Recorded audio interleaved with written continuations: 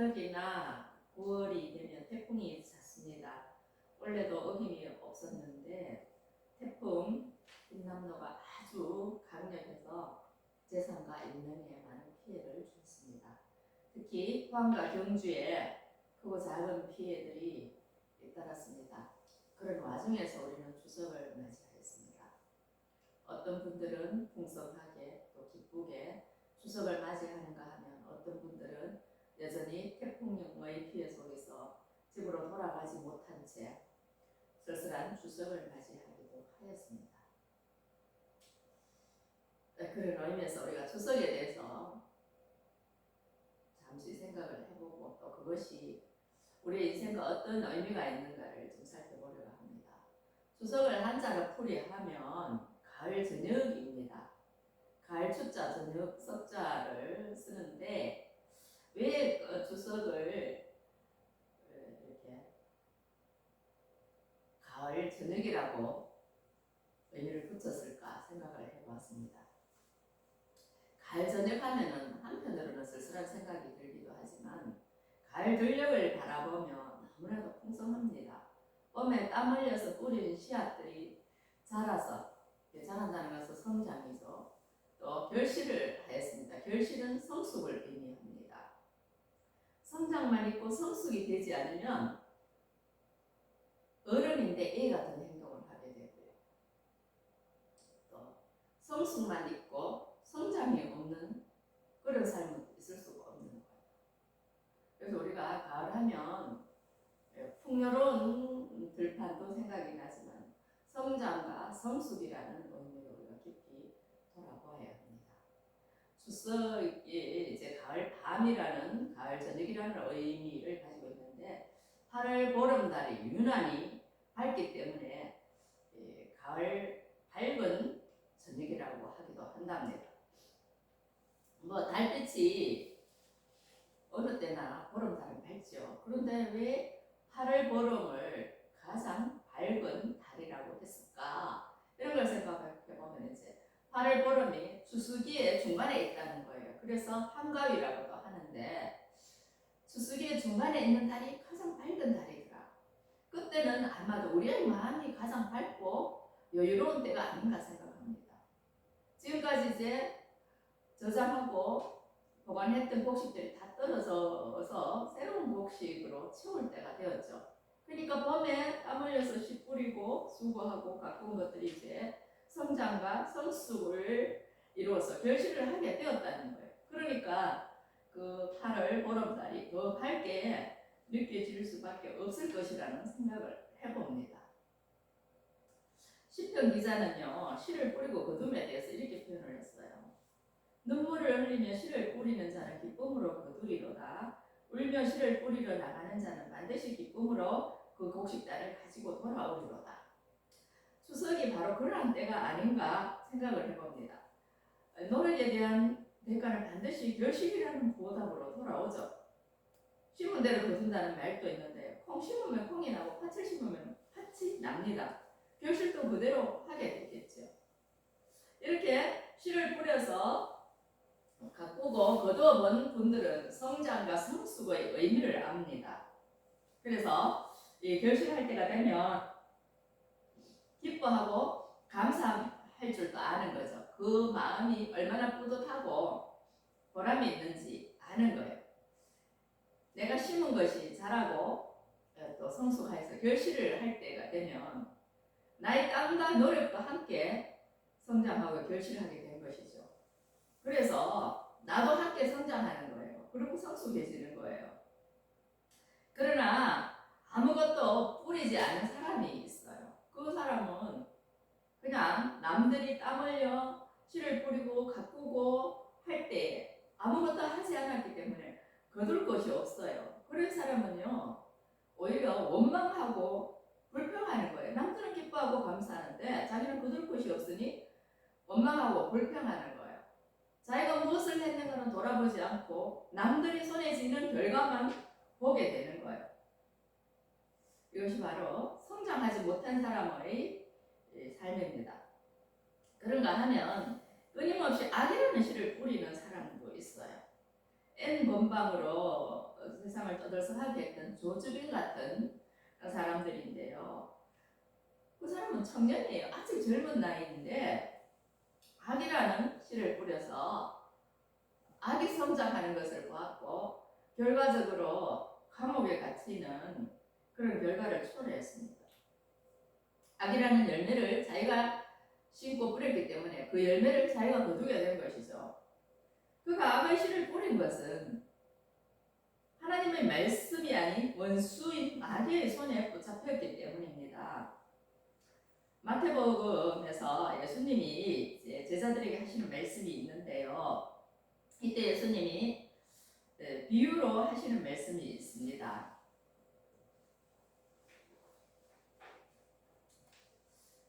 이게 가라지 비유인데 제가 한번 마태복음 13장 36절에서 40절 말씀을 읽어드립니다. 예수께서 무리를 떠나서 집에 들어가시니 제자들이 나와 이르되 밭의 가라지의 비유를 우리에게 설명하여 주소서. 대답하여 이르시되 좋은 씨를 뿌리는 이는 인자요 밭은 세상이요 좋은 씨는 천국의 아들들이요 가라지는 악한 자의 아들들이요 가라지를 뿌린 원수는 마귀요 추수때는 세상 끝이요 추수꾼은 천사들이니 그런즉 가라지를 거두어 불에 사르는 것 같이 세상 끝에도 그러하리라.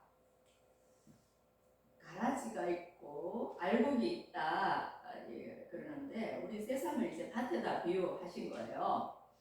좋은 씨를 뿌리는 이는 인자다. 예수 그리스도라는 말씀이고요. 밭은 세상이라고 했어요. 그 좋은 씨는 뭔가 비유죠. 천국의 아들들이요. 가라지는 악한 자의 아들들이라고 했습니다. 그럼 가라지는 누가 뿌리는가? 원수라고 했어요. 원수가 마귀입니다. 그 주수 때는 세상 끝인데 주수꾼은 누구냐? 천사들이라는 거예요. 그런즉 가라지를 거두어 불에 사르는 것 같이 세상 끝에도 불어하리라. 성장과 성숙이 없는 가라지는요 세상 끝날에 거두어서 불에 사른다는 거예요. 우리 곡식도요 가라지는 다 버리죠. 가라지를 거두어서 창고에 들이는 사람은 없습니다. 그 영적인 주수도 마찬가지인 거예요. 하나님께서 씨를 뿌렸는데 세상이라는 밭에 씨를 뿌렸는데 이 씨가 자라서 성장하고 결실을 했을 때 알곡은 창고에 거두어드리고 쭉정이는 불에 사르운다는 거예요. 오늘 본문은 예수님이 마태복음에서 말씀하신 대로 영적인 주수를 하는 내용입니다. 이 계시록 14장 14절에서 20절 말씀인데 14절을 보면 내가 보니 흰 구름이 있고 구름 위에 인자와 같은 이가 앉으셨는데 그 머리에는 금면류관이 있고 그 손에는 예리한 낫을 가졌더라. 인자와 같은 이는 예수님을 가리키는 겁니다. 예수님 머리에 금면류관이 있고 그 손에 예리한 낫을 가졌더라. 낫은 무엇을 할 때 쓰는 겁니까? 무엇을 뺄 때 쓰는 거예요. 이것은 이제 영적인 주수에 대한 감격을 이렇게 비유로 나타내신 거예요. 그때 또 다른 천사가 성전으로부터 나와 구름 위에 앉은 이를 향하여 구름 위에 앉은 이 예수님이시죠. 큰 음성으로 외칩니다. 당신의 낫을 휘둘러 거두소서 땅의 곡식이 다 이거 거둘 때가 이르렀습니다 하니 구름 위에 앉으신 이가 낫을 땅에 휘두르면 땅의 곡식이 거두어지니라. 예수님이 이 추수 시기에 이제 추수를 하시는데 전도서 3장에서는 만사가 기한이 있고 때가 있다고 그랬어요. 심을 때가 있고 심은 것을 뽑을 때가 있다고 말씀하셨습니다. 세상도 이와 마찬가지예요. 하나님께서 창조하신 때가 있고 창조하신 세계를 거두실 때가 있다는 거예요. 이 추수 때는 바로 그러한 때라는 것을 말씀하는데요. 예수님이 낫을 땅에 휘두르면 땅의 곡식이 거두어진다. 이 땅의 곡식은 진짜 뭐 오곡백간을 말하는 것이 아니라 이 땅에 살아가는 사람들을 말씀하는 거예요. 그렇게 낫으로 거두신다. 그 사람을 왜 낫으로 거두냐? 이거는 의와 불의를 심판하는 그런 권한을 말씀하는 거예요. 하나님 앞에서 이제 성장과 성숙을 이루어서 알곡으로 주수하는 성도들은 영원한 하나님의 나라에서 복락을 누릴 것이고 가라지 쭉정이가 된 사람들은 이제 불에 사르게 되고요. 또 19절을 보면 천사가 낯설 땅에 이들러 땅의 포도를 거두어 하나님의 진노의 큰 포도주 틀에 던짐에 성 밖에서 그 틀이 밟히니 틀에서 피가 나서 말굴레가 닿고 1600스다지 원에 퍼졌더라. 19절 20절은요 이제 심판의 말씀인데 보통요 포도는 좋은 의미로 쓰였지만은 여기에서는 이 포도가 결실을 했는데 선한 결실을 한 것이 아니라 악한 결실을 거둔 것을 비유로 표현한 거예요. 18절에서 이제 불을 다스리는 다른 천사가 제단으로부터 나왔죠. 그래서 예리한 낫까지 예수님을 향해 형용성으로 불러 이르되 내 예리한 낫을 휘둘러 땅의 포도송이를 거두라. 그 포도가 익었느니라 하더라. 이 보면은 14장의 14절에서는 그 예수님이 낫을 가졌는데 17절 18절에서는 천사가 낫을 가지고 오는 것을 볼 수 있어요. 예수님께서 천사에게 주수하도록 낫을 주시었다는 것을 말씀합니다. 그런데 또 불을 다스리는 다른 천사가 제단으로부터 나와서 예리한 낫 가진 천사를 향하여서 이 예리한 낫을 휘둘러서 땅의 포도송이를 거두어라. 포도가 익었다. 이렇게 말씀하는 거예요. 요때의 포도는 선한 포도가 아니라 악의 열매를 의미합니다. 그래서 그 천사가 낫을 휘둘러서 주수를 했는데 그 포도송이를 어디에다가 가져갔냐? 하나님의 진노의 큰 포도주 틀에 던졌어요. 이것은 하나님의 심판을 의미합니다. 성 밖에서 이 진노의 심판, 이게 불의한 자들은 하나님의 성에 들어갈 수 없는 거예요. 그래서 성 밖에서 그 틀이 밟힌다, 버림받은 것을 의미하죠. 그 틀에서 피가 났어요. 피가 나서 어떻게 됐는가? 말굴레까지 닿았고 1600스다디온에 퍼졌다. 피가 막 낭자했다는 거예요. 광범위하게 이제 주수가 이루어지고 광범위하게 심판이 이루어졌다는 것을 말씀하는 거예요. 이것이 바로 영적인 주수의 시기에 일어나는 일입니다. 우리는요 자연의 변화를 보면서 또 자연의 그 이치를 보면서 반드시 하나님의 섭리 가운데 있다는 것을 알아야 됩니다. 그리고 우리가 눈에 보이지 않지만 영적인 세계도 이와 같이 성장하고 성숙하고 또 추수할 시기가 있다는 것을 우리는 알아야 됩니다. 곡식만 봄에 사기 나서 여름에 자라고 가을에 성숙하는 결실을 이루는 것이 아니라 성도도 사람도 마찬가지라는 거예요. 사람이 태어나면 어려서는 엄마 아빠가 똥기저귀를 갈아줘야 되고 우유를 먹여야 됩니다. 누워서 앵앵거리고 뭐 그렇게 다 하죠. 그러나 점점 자라면서 이제 기기도 하고 뒤집기도 하고 또 나중에는 이제 서서 걷죠. 그러면 또 밥도 먹기 시작하고 과일도 먹기 시작을 해요. 그러다가 초등학교에 들어가면 심부름 딸 줄 알고 중고등학생이 되면 좀 더 힘든 일도 할 줄 알고 대학생이 되면 스스로 학비도 벌 줄 알고요. 사회생활을 하면 자기 자신의 인생을 이제 책임질 줄 알게 됩니다. 이게 바로 성장이죠. 성장했다고 성숙해지느냐? 그 성장과 성숙이 어찌 보면 이제 함께 이루어지는 과정도 있고 마지막에 이제 성숙을 이루는데 60이 되어도 70이 되어도 성숙해지지 못하는 사람이 있어요. 늘 자기 중심적이고 자기밖에 모르고 이웃은 돌아볼 줄 모르고 하나님 중심적이 아니라 자기 중심적이고 모든 게 자기 생각대로 되기를 바라는 그런 사람들이 있어요. 어린아이들 특징이 그래요. 자기가 갖고 싶은 거 가져야 돼요. 자기가 하고 싶은 거 해야 돼요. 그렇지 않으면 막 때를 쓰고 울어요. 남이 어떻게 되든 부모에 어떻게 되든 부모가 아프든 병이 들었든 뭐 먹지 못하든 상관없이 자기가 하고 싶은 거 가져야 되는 거예요. 이게 어린아이고 성장하지 못한 사람인데 이 어른들 중에도 이렇게 키만 크고 나이만 들었지 성숙이 되지 않아서 하나님 무엇을 원하시는지 우리의 이웃이 무엇을 원하는지 사회가 나에게 무엇을 원하는지 전혀 생각하지 않고 나만 잘 되고 내 중심적으로 모든 게 맞추어 돌아가면 나에게 포커스가 맞춰지고 내가 대행하는 다 기분이 좋고 그럴 거예요. 이게 바로 성장하지 못한 성숙하지 못한 사람의 모습이라는 거예요. 예수로 거듭난 사람들은요 영적인 변화가 일어나는 거예요. 예수 그리스도를 믿으면 이제 새로운 피조물이 되는데 이것이 영적인 변화예요. 누구든지 그리스도 안에 있으면 새로운 피조물이라고 고린도후서에서 말씀하고 있습니다. 새로운 피조물이 된다는 것은 이게 곡식이 성장하듯이 그렇게 성장하고 변화되어 가는 것을 의미하는데, 그 바울은요 그 영적인 거듭남의 의미를 이렇게 표현했어요. 내가 그리스도와 함께 십자가에 못 박혔나니 그런즉 이제는 내가 사는 것이 아니요 오직 내 안에 그리스도께서 사시는 것이라. 이제 내가 육체 가운데 사는 것은 나를 사랑하사 나를 위하여 자기 자신을 버리신 하나님의 아들을 믿는 믿음 안에서 사는 것이라 그랬어요. 자기가 죄인이었는데 이제 예수님과 함께 십자가에 못 박혔다는 거예요. 죄악된 옛사람은 죽었다. 그래 이제 내가 사는 것은 내가 사는 게 아니라 내 안에 계시는 예수님께서 사시는 것이라 그랬어요. 내가 이제 육체 가운데 사는 것은 나를 사랑하사 나를 위하여 자기 자신을 버리신 하나님의 아들을 믿는 믿음 안에서 사는 것이라 그랬어요.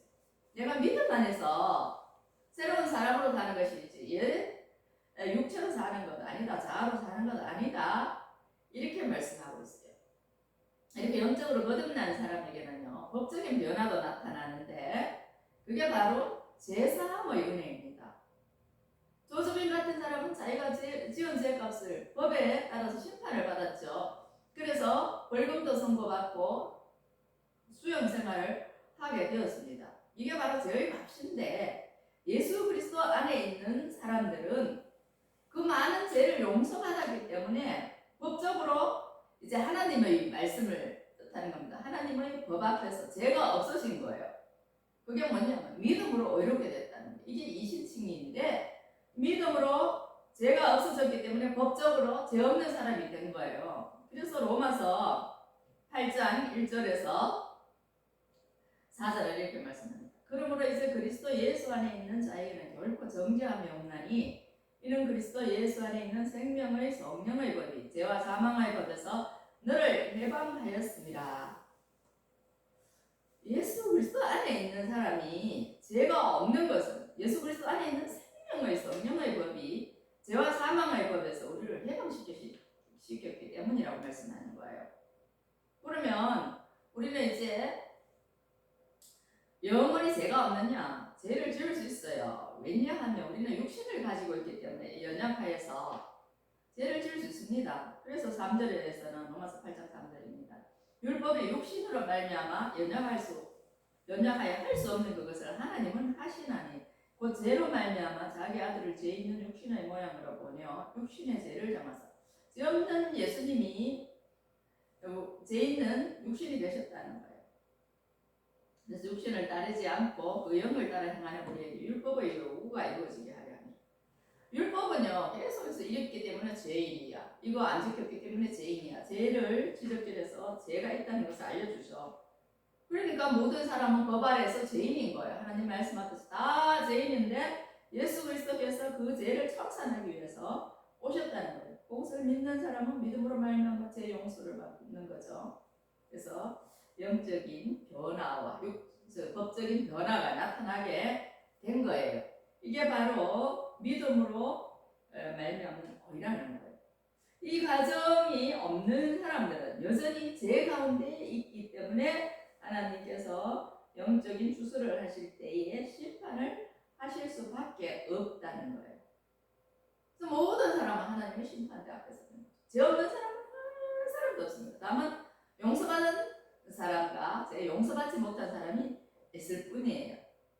그럴 때 하나님께서 마태복음에서 말씀하셨듯이 양과 용서를 구분하듯이 그렇게 우리를 구분하신다는 거예요. 그래서 알곡은 창고에 들으시고 가라지는 불에 가르시는 그 영적인 대추수의 시절이 온다는 것을 계시록 14장에서 말씀하고 있는데요. 우리는 아이고 무슨 요즘 지가 사는 대로 살다가 가는 거지, 뭐 지옥 던지면 지옥 가는 거고, 뭐 천국이 있으면 천국 가는 거고, 그렇게 말하는 사람이 있는가 하면 지옥과 천국이 어디 있냐? 지가 즐거우면 천국이고 지가 괴로우면 지옥인 거지, 이렇게 말을 하는 사람도 있어요. 그러나 이 모든 말씀은요, 또 자연 만물은요, 시작 있고 마지막 있고 또 그 과정에 변화가 있다는 것을 말씀해 주는 거예요. 우리가 이 땅에 태어났으면 반드시 하나님의 말씀으로 거듭나는 은혜가 있어야 돼요. 그리고 성장하고 성숙하는 은혜가 있어야 돼요. 내 중심이 아니라 하나님 중심으로, 이웃 중심으로 살면서 성장하고 성숙하여서 배려하고 남을 이해하고 존중하고 정말 하나님이 기뻐하시는 것이 어떤 것인가, 우리가 그런 것을 생각하면서 내가 어떤 것을 뿌리고 어떤 것을 가꾸고 어떤 것을 수술을 해야 할 것인가, 이런 것들을 생각해야 된다는 말입니다. 세상 법정에서도 선의 열매와 악의 열매가 다르고 거기에 따른 심판이 있는데 하나님께서 어떻게 그런 것들을 심판하지 않으시고 공의롭게 판단하지 않으실 수가 있느냐 말입니다. 그래서 우리가 명절이 되고 휴일이 되면 어떻게 하면 더 많이 놀 수 있고 더 많이 내 시간을 즐길 수 있나 뭐 이런 생각들을 하는데 반드시 우리가 알아야 할 것은 내가 지금 무엇을 뿌리고 있느냐, 내가 무엇을 가꾸고 있느냐, 그래서 내가 무엇을 거둘 것인가, 앞으로 결과는 어떻게 될 것인가를 생각할 수 있어야 된다는 거예요. 앞으로 어찌되든 말든 지금 당장에 내가 즐기는 거 중요하고 지금 당장에 내가 하는 일이 중요하고 지금 당장에 내가 뭐 거두는 게 중요하다. 거두는 거 중요하죠. 하고 있는 일 중요하죠. 현재가 가장 중요하죠. 결과는 다 내가 현재 하고 있는 일을 통해서 나타나기 때문에 그렇습니다. 그러나 과연 내가 선을 뿌렸느냐 악을 뿌렸느냐, 선을 거두느냐 악을 거두느냐, 그것은 내가 지금 뿌린 것과 가꾼 것에 따라서 그 열매가 달라진다는 것을 우리는 알아야 됩니다. 특별히 오늘 말씀을 통하여서 주님 앞에 섰을 때 가지가 아니라 알곡으로 하나님의 창고에 들여지는 저와 여러분 되시기를 바랍니다. 기도하겠습니다. 하나님 감사합니다. 오늘 추석 명절 가운데 지키는 주일 저희가 보내면서 또한 요한계시록 14장 14절에서 20절 말씀을 통하여서 영적인 대추수의 시기에 관한 말씀을 주시니 감사를 드립니다. 우리가 단지 휴일을 맞이해서 먹고 마시고 즐기는 것에만 급급할 것이 아니라 오늘 내가 무슨 씨를 뿌리고 무슨 씨를 가꾸고 무엇을 결실하려고 하는지 돌아보게 하시고 그것이 장래에 하나님 앞에 섰을 때 어떤 결과로 나타나는지 생각하는 저들 되게 하여 주시옵소서. 오늘 명절이지만 고향을 찾지 못하는 분들, 또 이런저런 사정으로 병상에 누워 계시는 분들, 또 태풍의 피해로 인해서 쓸쓸하게 보내는 이들 위로하여 주시고 함께 주님의 은혜를 맛볼 수 있는 귀한 시간이 있게 하여 주시옵소서. 오늘도 우리와 함께 하시는 예수 그리스도 이름으로 감사하며 기도하옵나이다. 아멘.